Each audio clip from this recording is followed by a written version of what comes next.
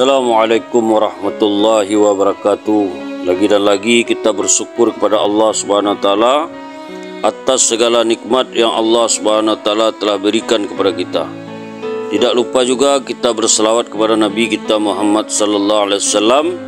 Allahumma salli ala Sayyidina Muhammad wa ala ali Sayyidina Muhammad. Hari ini kita akan membahas satu buah hadis tentang solat berjamaah. Sebelum kita membahas hadis ini, jangan lupa di subscribe, like dan komen konten ini.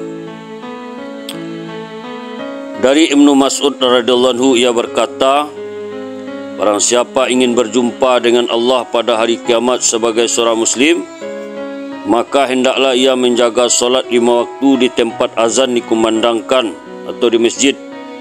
Karena sesungguhnya Allah telah mensyariatkan kepada Nabi kalian Sunanul Huda atau jalan-jalan petunjuk dan kebaikan. Dan sesungguhnya solat berjamaah 5 kali di tempat azan dikumandangkan adalah termasuk Sunanul Huda. Apabila kalian solat di rumah-rumah kalian sebagaimana solatnya orang yang suka tinggal di rumahnya atau tidak mau berjamaah, berarti kalian meninggalkan sunnah Nabi kalian. Dan seandainya kalian tinggalkan sunnah Nabi kalian, niscaya sesatlah kalian. Tiada seorang lelaki pun yang berwuduk dengan sempurna lalu pergi ke salah satu masjid kecuali Allah mencatat untuknya pada setiap langkah yang dilaluinya satu kebaikan, mengangkat dengannya satu derajat dan menghapus dengannya satu kesalahan atau dosa. Sungguh aku telah melihat di kalangan kami tidak ada orang yang meninggalkan solat berjemaah di masjid kecuali orang munafik yang telah jelas kemunafikannya.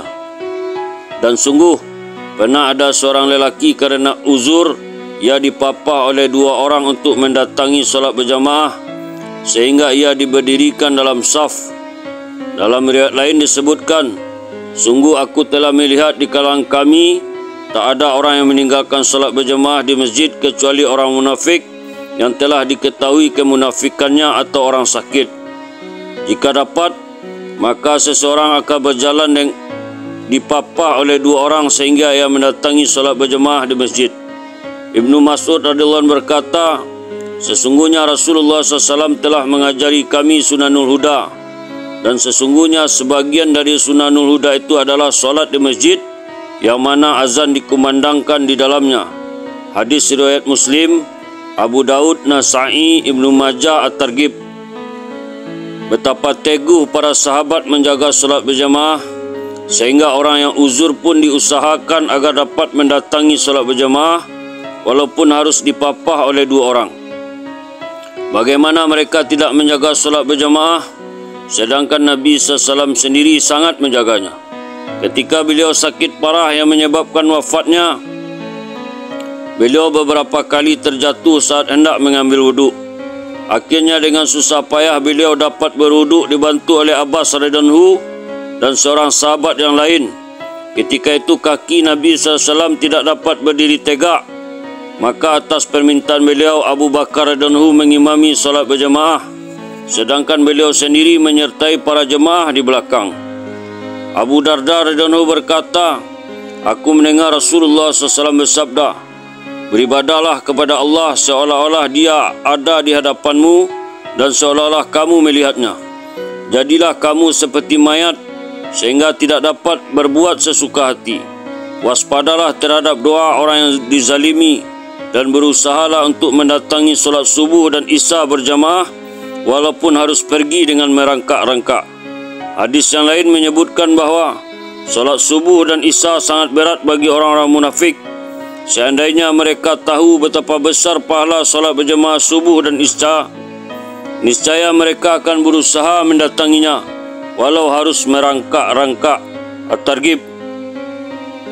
Dari Anas bin Malik radhiyallahu anhu berkata bahawa Rasulullah SAW bersabda, barang siapa yang solat berjamaah selama 40 hari kerana Allah dan ia mendapati takbiratullah, takbir pertama bersama imam, maka akan dicatat baginya 2 kebebasan, yaitu bebas dari neraka dan bebas dari sifat munafik.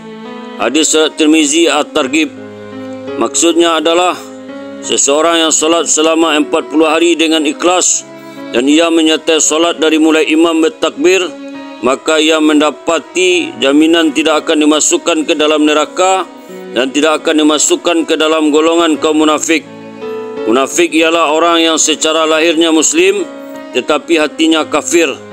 Masa 40 hari memiliki maksud khusus, yakni dapat menimbulkan suatu perubahan sebagaimana keberadaan bayi dalam kandungan. 40 hari pertama dari nutfah berubah menjadi segumpal daging, dan 40 hari berikutnya terjadi perubahan-perubahan lainnya. Oleh sebab itu, para ahli sufi mementingkan masa 40 hari ini. Betapa beruntung orang yang sudah bertahun-tahun lamanya tidak pernah tertinggal takbiratullah dalam solat berjamaah.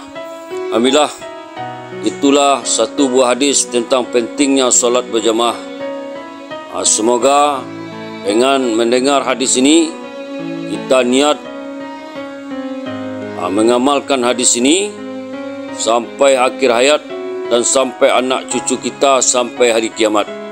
Dan jangan lupa kita sampaikan kepada saudara-saudara kita, sanak famili kita, kaum muslimin dan muslimat. Kita tutup dengan doa subhanallah wa bihamdihi, subhanallah wa bihamdika, asyhadu an la ilaha illa anta, astaghfiruka wa atubu ilaik. Assalamualaikum warahmatullahi wabarakatuh.